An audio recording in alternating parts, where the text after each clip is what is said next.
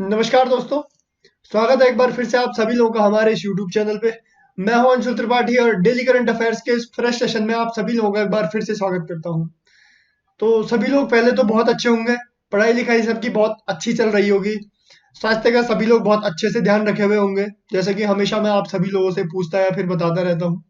तो आज कुछ इंपॉर्टेंट आर्टिकल्स हैं इलेक्शन कमीशन से रिलेटेड, रशिया यूक्रेन से रिलेटेड, जो कि हम आज के सेशन में कवर करने वाले हैं। आज हमारे पास डेट है 3 मार्च 2023 और 3 तारीख के जितने भी इंपॉर्टेंट आर्टिकल्स हैं हम आप लोगों के लिए इस सेशन में लेके आए हैं। लेकिन हम अपने सेशन को हमेशा एक मोटिवेशनल कोट के साथ स्टार्ट करते हैं, तो आज भी वैसे ही करेंगे। आज का मोटिवेशनल कोट है, be stronger than your excuses. बहुत इंपॉर्टेंट बात है, बहुत वैल्यूएबल बात है। देखो, हम हमेशा अपने आप को टालते रहते हैं, अपने काम को टालते रहते हैं। क्यों? चलो आज नहीं, कल करेंगे, आज थोड़ा ये दिक्कत है, कल थोड़ा और दिक्कत ये कुछ है, जब ये दिक्कत नहीं होगी तब करेंगे। आज हल्का सा जुकाम फील हो रहा है तो नहीं, आज पढ़ाई नहीं करते हैं, आज के 2 घंटे स्किप कर देते हैं। लेकिन ये क्या है, धीरे धीरे करके ये कब आपकी आदत बन जाती है आपको भी पता नहीं चलता। आप पढ़ने के बजाय स्किप करना सीखने लग जाते हो। ठीक है? तो ये सबसे बड़ी दिक्कत आप लोगों को क्या लर्निंग फेज में या फिर प्रिपरेशन वाली फेज में क्या देखने के लिए मिलती है। आज नहीं, कल करेंगे। ठीक? इसके लिए ये कोट यहाँ पे मेंशन किया गया है, be stronger than your excuse. आप और कल का कोट भी मैं यहाँ पे रिलेट करना चाहूंगा कि अगर कभी भी आप डाउन जा रहे हो तो आपको क्या करना है, आपको ये याद रखना है कि आपने शुरुआत क्यों की थी। ठीक है? वहां पे वो उस कोड को इसके साथ कनेक्ट करते हैं। अगर आपका वो वाला एरिया स्ट्रांग होगा, ठीक है, आपको पता है आपने स्टार्ट क्यों किया था, तो आप लोगों के एक्सक्यूज क्या धीरे धीरे डाउन हो जाएंगे। ठीक? और जैसे ही आपके एक्सक्यूज डाउन हो जाएंगे तो आपकी प्रिपरेशन स्ट्रांग हो जाएगी। ठीक है? तो ये सब चीजें हैं, डेली रूटीन में चलता रहता है अप्स डाउन, तो आपको ये सब चीजें अपने लाइफ में ध्यान जरूर रखनी है। क्योंकि ये कोई आइडियल बात नहीं है कि भाई मुझे मोटिवेशन की जरूरत नहीं पड़ती, ये वो सो। हर किसी को लाइफ में, हर किसी को एक छोटे से पुश की जरूरत पड़ती है। ठीक है? क्योंकि अप्स एंड डाउन्स हर किसी की लाइफ में आते हैं। अच्छे फेजेस, खराब फेजेस हर किसी की लाइफ में आते हैं। तो इसलिए ये बोलना गलत है कि मुझे मोटिवेशन की जरूरत ही नहीं पड़ती है। ठीक? तो आपको अपनी लाइफ में इस कोड का इम्प्लीमेंटेशन करना है। आई होप आप करेंगे भी। हम अपने सेशन को बहुत जल्दी स्टार्ट करते हैं। लेकिन सेशन से रिलेटेड आप लोगों को कोई भी डाउट होता है तो आप सभी लोग मुझे ज्वाइन कर सकते हैं। You guys can ping me on Instagram, जो कि त्रिपाठी अंशुल अंडरस्कोर मेरी इंस्टाग्राम आईडी है। आप सभी लोग मुझे मेल कर सकते हो त्रिपाठी अंशुल 642@gmail.com पे। और ये जो सेशन में बनाता हूँ उसकी जो पीडीएफ होती है उसको मैं, टेलीग्राम ग्रुप है ये एक, अंशुल त्रिपाठी पीडीएफ, यहाँ पे मैं अपलोड कर देता हूँ। अगर आपको ये सॉरी ये पीडीएफ डाउनलोड करनी है तो आप यहाँ जाके डाउनलोड कर सकते हैं। ठीक है? जैसा कि मैंने शुरुआत में आप लोगों को बताया कि इलेक्शन कमीशन से रिलेटेड आर्टिकल बहुत इंपॉर्टेंट है, बहुत ब्रॉडर एस्पेक्ट में समझने की जरूरत है हमको आज, कि ये आखिर चल क्या रहा है, पुराना बैकग्राउंड में क्या चल रहा था। बहुत एक अच्छा टॉपिक है। ठीक है? और जैसे कि एग्जाम्स आने वाले हैं, इलेक्शन कमीशन न्यूज में है, तो हो सकता है कि 1 या 2 क्वेश्चन करंट अफेयर्स या स्टैटिक पोर्शन से उठा के दे दे। ठीक है? तो ये ध्यान रखना है। तो ये न्यूज क्यों है, थोड़ा 1 साल पीछे, लास्ट ईयर की बात है। गोयल सर थे हमारे आईएएस ऑफिसर। ठीक है? इन्होंने क्या किया, इन्होंने वीआरएस लिया, वर्चुअल रिटायरमेंट, मतलब टेन्योर कंप्लीट होने से पहले रिटायरमेंट लिया। और क्यों लिया इस पे डिस्कस करने वाली, इस पे बात नहीं करेंगे अभी। इन्होंने वीआरएस लिया और देखा हमने, जिस दिन, आज सपोज दैट आज 3 तारीख है, तो आज इन्होंने वीआरएस लिया, तो आज ही के दिन इनका वीआरएस एक्सेप्ट हुआ और आज के दिन ही इनको इलेक्शन कमीशन डिक्लेयर कर दिया गया। ठीक है? ये मुद्दा हुआ। अब सुप्रीम कोर्ट ने ये सब चीजें देखी। सुप्रीम कोर्ट ने कहा, अरे चाचा, ये हुआ क्या, मतलब इतनी भी क्या जल्दी थी, ऐसा भी क्या चीज थी कि आपने उनको वीआरएस से सांस लेने भी नहीं दी और एकदम इलेक्शन कमीशन का क्या, एकदम election commission of chief election commissioner बना दिया। ठीक है? मतलब कुछ है, झोल झपाटा लग रहा है कुछ। कुछ दिक्कत लगी आप लोगों को कि यार कोई बंदा, वीआरएस का मतलब क्या है, आपने जल्दी रिटायरमेंट लिया क्योंकि आपकी कोई कंडीशन होगी, ठीक है, वीआरएस लोग तभी लेते हैं। और आपने जैसे ही उस कंडीशन की वजह से वीआरएस लिया, वीआरएस एक्सेप्ट होना तो चलो एक अलग बात है, लेकिन उसी दिन आपको क्या कर दिया, chief election commission of India declare कर दिया गया। तो ये सिनेरियो चलता आ रहा है। तो यहां पे ये दिक्कत आई, सुप्रीम कोर्ट ने तो क्वेश्चन पूछे पूछे, क्योंकि क्योंकि इलेक्शन कमीशन का काम क्या है हमारे पास, इलेक्शन कमीशन का काम है हमारे देश में फ्री और फेयर इलेक्शन कराना है। हमारे देश में आर्टिकल 324 के तहत इलेक्शन कमीशन ऑफ इंडिया का काम है कि हमारे देश में फ्री और फेयर इलेक्शन कराए जाए। लेकिन अगर आप देखोगे कि गवर्नमेंट के फेवरेबल जो लोग हैं, यहां से ये पता चलता है, इस केस से ये पता चल रहा है, मतलब ऐसी भनक लग रही है, ऐसा लग रहा है, जनरली कॉमन सेंस हर किसी में होता है कि गवर्नमेंट के फेवरेबल लोग कहीं इलेक्शन कमीशन में तो नहीं चुने जा रहे हैं, और अगर चुने जा रहे हैं तो इसका क्या रीजन हो सकता है, ठीक है। और अगर सही में चुने जा रहे हैं तो जो सच में इलेक्शन कमीशन ऑफ इंडिया है, अभी की गवर्नमेंट की बात नहीं कर रहा हूं मैं, पिछले दौरान भी ये होता आ रहा है, तो सबको जनरलाइज करके मैं बोल रहा हूं, अगर ये प्रोसीजर फॉलो होता आ रहा है तो ये कॉन्स्टिट्यूशनल पोस्ट का वायलेशन नहीं है। और इसमें भी सबसे बड़ी बात कि आपके पास इलेक्शन कमिश्नर है, इतनी बड़ी पोस्ट है चीफ इलेक्शन कमिश्नर, उसके लिए आपके कॉन्स्टिट्यूशन में कोई क्वालिफिकेशन ही डिसाइड नहीं है। समझ रहे हैं, प्रॉपर कैच समझ रहे हैं आप कि हो क्या रहा है, ठीक है। आपके पास कोई क्वालिफिकेशन नहीं है।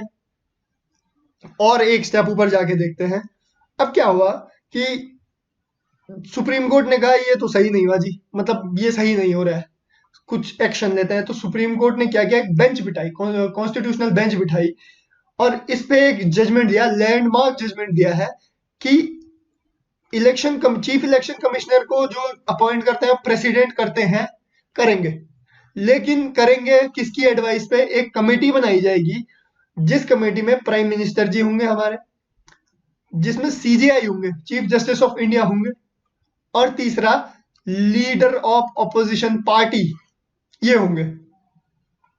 समझ गए आप, ये 3 लोग होंगे, ये डिसाइड करेंगे कि कौन नेक्स्ट चीफ इलेक्शन कमिश्नर बनेगा, ठीक है। और ये नाम भेजेंगे प्रेसिडेंट जी को, तब जाके प्रेसिडेंट जी बनाएंगे। अब यहां पे आप लोगों को क्या समझ में आ रहा है, अगर आप लोग थोड़ा सा दिमाग लगा पाए, क्या कैच है यहाँ पे क्या कैच है, यहाँ पे ये कैच है कि सुप्रीम कोर्ट ने क्या, एक कॉन्स्टिट्यूशनल पोस्ट को बिठाने के लिए, कॉन्स्टिट्यूशनल पोस्ट को अपॉइंट करने के लिए एक पैनल में सीजीआई को क्या कर दिया, इंक्लूड कर दिया, ठीक है। मतलब इंटरफेयर हो गया किसका, जुडिशरी का। अब यहां पे अगर गवर्नमेंट कह दे कि देखिए जी आप यहां इंटरफेयर कर रहे हैं, इसको जुडिशियल ओवररीच कहते हैं, ठीक है, आप जुडिशियल ओवररीच कर रहे हैं। अगर हम कल के दिन कोलेजियम सिस्टम में, जो आपका कोलेजियम सिस्टम है, उसमें भी तो नेपोटिज्म होता है, या फिर उसमें भी तो वंशवाद देखा जाता है कि आपके बाद आपका पुत्र आएगा, आपका बेटा आएगा, आपके रिश्तेदार आएंगे, ये वहां भी देखा जाता है, ठीक है। तो अगर इसको हिंडर करने के लिए हमने एनजेएसी का कॉन्सेप्ट लाए, हम एनजेएसी का कॉन्सेप्ट लाए और हमने कहा कि लॉ मिनिस्टर इस पैनल में होंगे, ठीक है। तो वहां पे तो आपने कहा कि एग्जीक्यूटिव जुडिशरी की इंडिपेंडेंस को हिंडर कर रही है, तो आप यहां पे कॉन्स्टिट्यूशनल पोस्ट में सीजीआई को कैसे ला सकते हैं, कमिटी में सीजीआई को कैसे ला सकते हैं, उनके पास एग्जीक्यूटिव की अथॉरिटी कैसे दे सकते हैं, ठीक है। ये बात आप लोग समझे, एक बहुत ब्रॉडर एस्पेक्ट है, यहाँ पे समझना बहुत इंपॉर्टेंट है, ठीक है। ये जुडिशियल ओवररीच का मामला है। तो देखिए, एक इलेक्शन कमीशन पिछले साल से जो चीज शुरू हुई थी, उसको हमने कितने डायरेक्शन में, कितना डाइवर्सिफाई किया, कितने डायरेक्शन में हमने क्या कर दिया, ओपन अप कर दिया। आप कितने कॉन्सेप्ट इससे को रिलेट कर सकते हैं। अब थोड़ा फैक्ट बताते हैं हम आप लोगों को। सबसे पहले ये वही चीज है, देखिए हमने कॉन्स्टिट्यूशनल बेंच बैठी, सुप्रीम कोर्ट ने एक लैंडमार्क जजमेंट दिया, जिसमें क्या कहा गया कि सीजीआई होंगे, प्राइम मिनिस्टर होंगे और लीडर ऑफ अपोजिशन पार्टी होंगे, ठीक है, जो क्या करेंगे, जो चीफ इलेक्शन कमिश्नर जो होंगे उनको डिसाइड करेंगे और प्रेसिडेंट मैडम को क्या करेंगे, अभी सेंड कर देंगे, ठीक। ये दिक्कत थी। ये हुआ। अब हम थोड़ा जान लेते हैं कि इलेक्शन कमिश्नर क्या होते हैं, कैसा टेन्योर होता है। मैंने आप लोगों को बताया चीफ इलेक्शन कमीशन आर्टिकल 324 के तहत इंश्योर करता है कि हमारे देश में free and fair fair election होने चाहिए, ठीक है। प्रेसिडेंट जी है जो वो अपॉइंट करती हैं election commission, chief election commissioner को, ठीक है। इन लोगों के पास टेन्योर होता है 6 साल का और 65 साल की उम्र, दोनों में से जो भी पहले हो जाए, ठीक है। मेरे अगर बाय द वे मैं इलेक्शन कमिश्नर हूँ, चीफ इलेक्शन कमिश्नर हूँ, तो मेरे अगर या तो 6 साल पहले पूरे हो जाए तो ठीक, या फिर अगर मैं 62 का हूँ, मुझे 62 की उम्र में इलेक्शन कमिश्नर बनाया गया, ठीक, तो मैं 3 साल में ही मैं 65 का हो जाऊंगा। तो मेरे पहले 65 साल कंप्लीट हो रहे हैं, तो मैं 65 साल का होते ही रिटायर हो जाऊंगा, ठीक है। ये दो चीज होती है। और ये सैलरी एंजॉय करते हैं सुप्रीम कोर्ट, बाईस बहुत ज्यादा। ये सैलरी करते हैं एंजॉय क्या, सुप्रीम कोर्ट के जज की जितनी सैलरी होती है ना, उतनी ही chief election commissioner of India की भी होती है, ठीक है। हमारे चीफ इलेक्शन कमीशन जो है उनको हटाने का प्रोसीजर बहुत तगड़ा है, पार्लियामेंट्री प्रोसीजर चलता है। जैसे सुप्रीम कोर्ट के जज को हटाने का या हाई कोर्ट के जजेस को हटाने का प्रोसीजर है, वैसा ही है। इनके जो पैनल होते हैं इसमें एक तो चीफ इलेक्शन कमिश्नर होते हैं और बाकी इलेक्शन कमिश्नर भी होते हैं, ठीक है, एक पोस्ट डाउन। तो इनको हटाने के लिए इतनी जद्दोजहद नहीं होती, इनकी वो चाहिए, इनकी मंजूरी चाहिए, इनको हटा दिया जाता है। इनके लिए पार्लियामेंट्री प्रोसेस नहीं चाहिए इतनी लंबी, ठीक है। हाँ, ये एक बहुत इंपॉर्टेंट पॉइंट है यहाँ पे, लास्ट वाला, इसको आप हाईलाइट कर दीजिए, नोट कर दीजिए। डिबार्ड, ये मतलब इसका अर्थ ये है कि अगर बाय द वे मैं इलेक्शन कमिश्नर हूँ, ठीक है, और मैंने अपना टेन्योर 65 साल कंप्लीट कर दिया है, इसका मतलब ये नहीं कि अब मैं किसी भी कॉन्स्टिट्यूशनल पोस्ट पे नहीं आ सकता। मैं इसके बाद भी, जनरली बहुत सारे इलेक्शन कमिश्नर गवर्नर बना दिए जाते हैं किसी स्टेट के। तो ये वाला टॉपिक ध्यान रखिए, स्टेटमेंट में आपको कंफ्यूज कर सकता है यूपीएससी, ठीक है। तो ये कुछ इलेक्शन कमीशन से रिलेटेड क्रक्स आप लोगों को देने की कोशिश की मैंने, कि कैसे आपको इलेक्शन कमीशन, एक टॉपिक को डाइवर्सिफाई करके सोचना है, एक टॉपिक को इलेबोरेट करके सोचना है, ठीक है, ताकि अगर सामने वाला आपको क्वेश्चन पूछे तो आपने सारे ब्लॉक्स पे काम किया हुआ हो, ठीक है। तो ये हमारे पास टॉपिक था। दूसरा बहुत इंपॉर्टेंट टॉपिक है आज का, रशिया यूक्रेन। रशिया यूक्रेन आपने बहुत बार सुना होगा, 1 साल हो गया रशिया यूक्रेन वॉर को अब तो, ठीक है। तो आपने इसको डिटेल में भी पढ़ा होगा, कुछ एस्पेक्ट, वेस्ट का एस्पेक्ट अभी मैं आप लोगों से डिस्कस करूंगा, ठीक, कि ये क्या चल रहा था, क्या हो रहा है, क्या हुआ है, क्यों न्यूज में है, ठीक। इसको थोड़ा हम ब्रॉडर एस्पेक्ट से देखते हैं, ठीक है। देखो, जनरल असेंबली की एक और मीटिंग हुई, ठीक, उसमें फिर रशिया यूक्रेन वाला मुद्दा रखा गया कि चलो इस पे वोट करते हैं जी एक बार फिर से। अब यहाँ पे क्या हुआ कि यहाँ पे इंडिया ने फिर से एब्सटेन किया है। आप मीटिंग में या तो वोट कर सकते हो कि जी मैं यूक्रेन के साथ हूँ या फिर मैं रशिया के साथ हूँ। दूसरा कह सकते हो आप कि नहीं, मैं इसको क्रिटिसाइज करता हूँ कि रशिया ने गलत किया। तीसरा काम आप बहुत अच्छे से कर सकते हो, आप खिसक सकते हो कि भाई अपने बस का नहीं है, हम नहीं कर रहे वोट, ठीक है। तो इंडिया ने वही किया है, इंडिया ने अब्सटेन किया है, किसी को वोट नहीं दिया, किसी के फेवर में नहीं किया, किसी को क्रिटिसाइज नहीं किया, ठीक है। ये काम हुआ है। अब देखिए एस्पेक्ट क्या है, हमें क्या समझना है। वेस्ट ने फिर कहा, वेस्ट ने फिर कहा, देखो इंडिया से हमें ये उम्मीद नहीं थी। क्यों? इंडिया देखो, ये जो रशिया काम कर रहा है, रशिया में ये जो रशिया जो इन्वेजन कर रहा है, ये ऑटोक्रेसी को दिखाता है, ठीक है।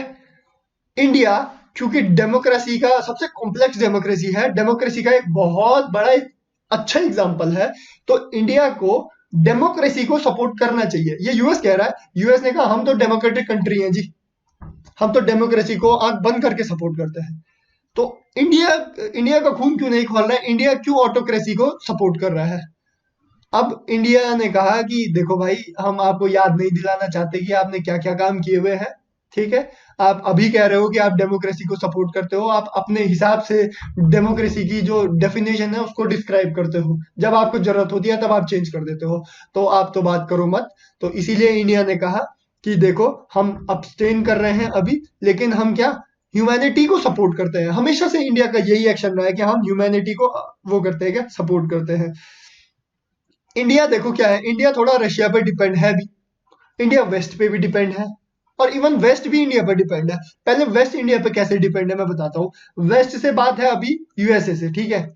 यूएसए इंडिया पे डिपेंड कैसे है, क्योंकि इंडिया ने रशिया से ऑयल भी परचेज किया है, इंडिया ने आर्म्स भी परचेज किए हैं S-400, आप सभी लोगों को याद होगा, ठीक है। तो यूएसए ने एक्शन क्यों नहीं लिया, धमकाया तो बहुत लेकिन एक्शन क्यों नहीं लिया, उसका सबसे बड़ा रीजन है क्या, चाइना। यहाँ पे है इंडो पैसिफिक रीजन, मैप के अकॉर्डिंग बता रहा हूं मैं आपको, ठीक है। इंडो पैसिफिक रीजन है यहाँ पे। तो यहाँ पे चाइना की डोमिनेंस को स्टेबलाइज ना होने के लिए इंडिया का होना बहुत जरूरी है, ठीक है।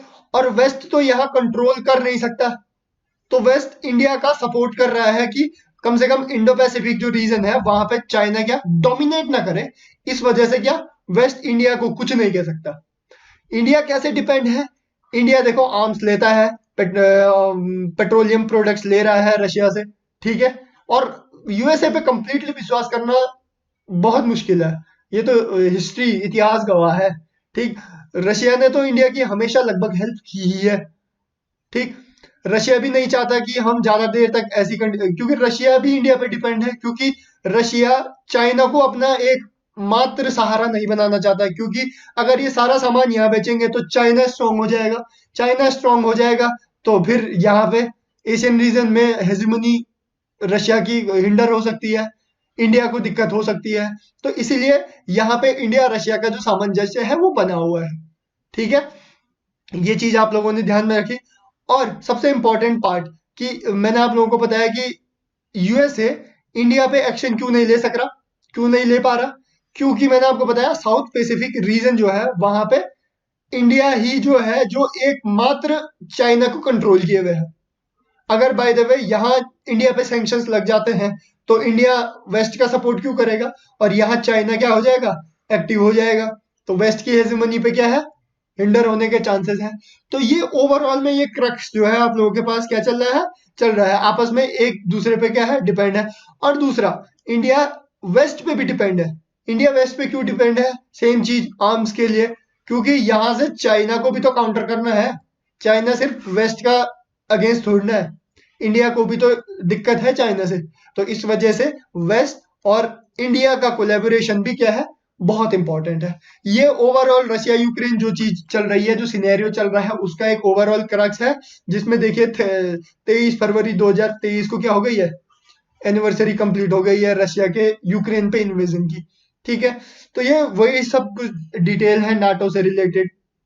बाकी एनर्जी सेक्टर, डिफेंस सेक्टर, ये सब सेक्टर हैं जहाँ पे इंडिया रशिया पे भी डिपेंड करता है थोड़ा बहुत, इंडिया वेस्ट पे भी डिपेंड करता है। और एक और बात सबसे इंपॉर्टेंट है कि इंडिया यहाँ पे सेल्फ रिलायंट होने की भी क्या कर रहा है, बात कर रहा है, ठीक है। आत्मनिर्भर होने की प्रयास कर रहा है, आत्मनिर्भर होने की कोशिश कर रहा है, जो कि आज की डेट में क्या है, बेस्ट। लेकिन ये जरूर ध्यान रखें, जनरल असेंबली की जो मीटिंग हुई है वहां पे जो इंडिया है, इंडिया ने किसी को भी वोट नहीं किया है, इंडिया ने एब्सटेन किया है। तो ये आज का टॉपिक था आप लोगों के पास। आई होप आपको ये टॉपिक समझ में आएंगे, ये प्रॉपर क्रक्स जो ये बारीक बारीक चीजें हैं आप लोगों को समझनी इंपॉर्टेंट है, कहीं पे लिखने के लिए, कोई स्टेटमेंट को पिक करने के लिए, कोई वन लाइनर को पिक करने के लिए आप सभी लोग इन सब चीजों को ध्यान में रखेंगे। आई होप आपने ये सेशन बहुत इंजॉय किया होगा। अगर आप लोगों ने ये सेशन इंजॉय किया तो प्लीज इस चैनल को सब्सक्राइब जरूर कीजिए और बेल आइकन प्रेस जरूर कीजिए, ताकि ये जो डेली करंट अफेयर की क्लासेस है वो आप तक सबसे पहले पहुंच पाए। आप लोगों को इस सेशन से रिलेटेड कोई भी डाउट होता है तो आप सभी लोग मुझे पूछ सकते हैं। ये मेरी इंस्टाग्राम आईडी है त्रिपाठी अंशुल _, यहाँ पे आप सभी लोग मुझे फॉलो कर सकते हैं, डीएम कर सकते हैं, मैं रिप्लाई करता हूँ, आंसर देने की कोशिश करता हूँ, आप लोगों के डाउट क्लियर करने की कोशिश करता हूँ। अगर आप लोग इंस्टाग्राम नहीं चलाते हैं तो आप सभी लोग मुझे मेल कर सकते हैं, मेल आप त्रिपाठी अंशुल 642@gmail.com पे कीजिए। और इस सेशन की जो पीडीएफ होती है इसको मैं अंशुल त्रिपाठी पीडीएफ, जो कि एक टेलीग्राम ग्रुप है, यहाँ पे अपलोड कर देता हूँ। और आप लोगों को अगर ये सब चीजें इंस्टाग्राम या मेल नहीं कर सकते तो आप लोग मुझे टेलीग्राम पे भी मैसेज कर सकते हैं, वहां पे भी मैं आप सभी लोगों के डाउट क्लियर करता हूँ, ठीक है। सो सभी लोग पढ़ाई करते रहिए और अपने स्वास्थ्य का बहुत अच्छा ध्यान रखिए, क्योंकि स्वास्थ्य का ध्यान रहेगा तभी पढ़ाई में कंटिन्यूटी बनी रहेगी।